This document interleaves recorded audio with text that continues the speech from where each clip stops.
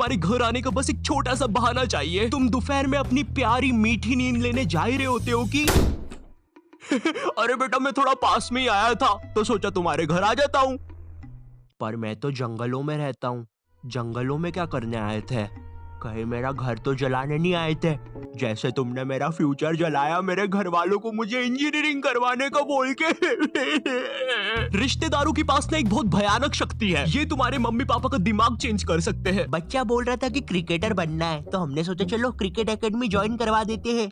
Cricket academy join करवा देते हैं। भाई साहब आपको क्या बच्चे ने बल्ला मारा है क्या सर पे? नहीं तो जरा अपना दिमाग लगाइए, ये क्रिकेट विकेट में कुछ नहीं रखा। वो अपने विकास जी की लड़की बोल रही थी सिंगर बनूंगी, कुछ हुआ नहीं तो अब नुक्कड़ नाटक में पेड़ बनती है। मैं हूँ एक जादुई पेड़।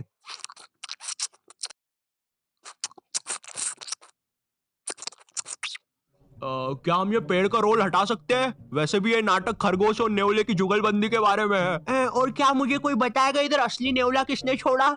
अब हमारी फैमिली में एक रिश्तेदार ऐसा होता ही है जिसे ना बहुत जोर से ज्ञान देने की आदत होती है। इसे लगता है कि पूरे ब्रह्मांड का ज्ञान ना इसके पास ही है और इनका मन पसंदीदा काम होता है लोगों को एडवाइस देना। तुमने 10th पास करी, अब सब्जेक्ट कौन सा लेना है वो ये बताएंगे। तुमने कॉलेज पास करा, अब नौकरी कौन सी करनी है वो ये बताएंगे। फैमिली में कोई बीमार है, उसका इलाज ये बताएंगे। फैमिली में कोई मर गया, इलाज इनने बताया था, पकड़ो। अब करियर चुनते समय भी ना ये लोग अपनी टांग बहुत अच्छे से अड़ाएंगे। पापा मुझे गेम बनाने वाला बनना है। अरे बेटा जिंदगी एक पूरा गेम ही तो है। भाई साहब आप इसको बनाओ डॉक्टर, बहुत स्कोप है। मतलब इसकी माँ का मुंह में रजनीगंधा और कदमों में दुनिया।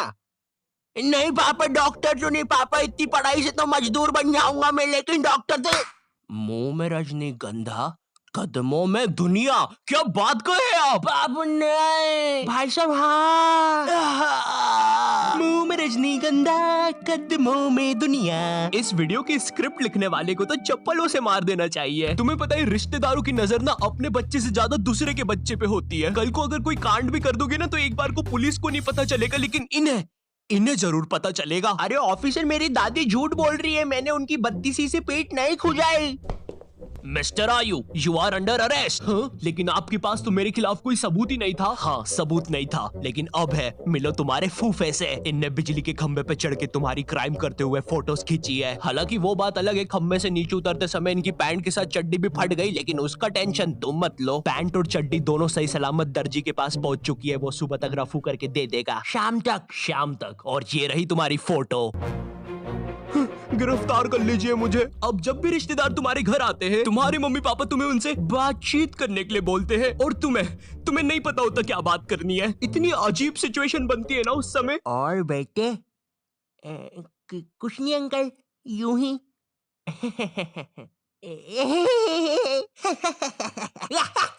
अरे पागल खाने के कैदी हंसते हैं ऐसे एक दूसरे को देख के। अब कुछ रिश्तेदार ना तुम्हारे सीधे घर आते हैं और तुम्हें तुम्हारे बचपन की अजीब सी यादें बताने लग जाते हैं। बेटे तेको याद है एक बार मैंने तेको तेरी लंगोट के बल उठा के पंखे पे लटका दिया था और तेरी माँ ने अनजाने में पंखा खोल दिया था, वो भी 5 की स्पीड पे।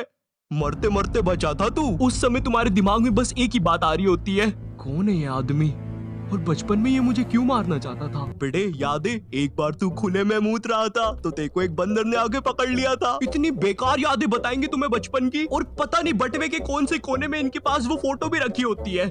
ये देखो नुन्नी खींच ली थी बंदर ने इसकी।